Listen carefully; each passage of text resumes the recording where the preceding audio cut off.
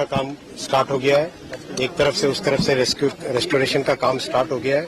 अभी सबसे बड़ी जरूरत है कि हम सब के सब इस एरिया को खाली करें और जो बड़ी मशीनें रेस्टोरेशन में लगी हुई है उनसे दूर रहें। सर अगले टाइम में इतना दुर्घटना नहीं हो तो बिल्कुल इस दुर्घटना के जड़ तक जाएंगे और कभी भी इस तरह की घटना वापस न हो उसकी व्यवस्था करेंगे। कुछ इनका हुआ सर, क्यों हुआ, कुछ पता चला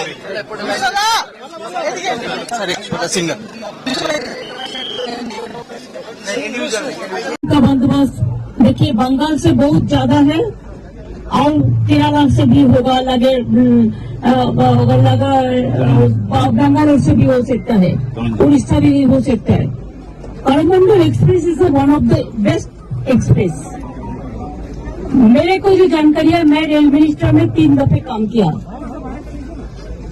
मैं जो देखा अभी तक रेलवे में एक 20 शताब्दी का सबसे बड़ा इंसिडेंट है 1981 में, और एक बड़ा इंसिडेंट हुआ था बिहार में।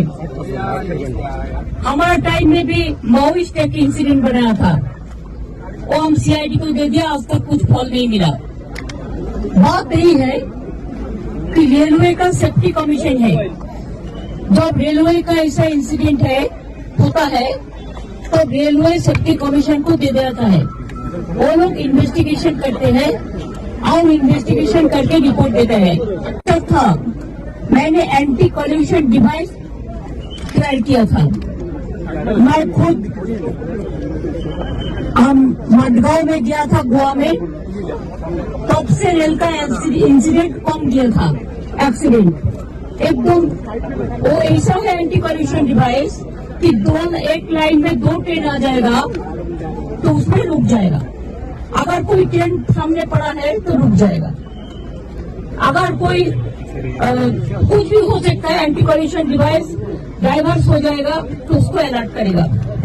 लेकिन मैं जब रेल मिनिस्टर इधर में है तो मैं यही कहना चाहूंगा, आप देख लीजिए इसमें एंटी कॉल्यूशन डिवाइस नहीं लगाया, जितना तक मेरे का जानकारी है। अगर एंटी कॉल्यूशन डिवाइस लगाता था तो वही इंसिडेंट नहीं होगा। अगर जो हो गया है, जिसका प्राण चला गया है, उसको जिंदगी तो नहीं मिलेगा। लेकिन अभी हमारा काम है rescue operation, restoration of the normalcy. जो परिवार मर गया, हर परिवार और को नौकरी दिया था।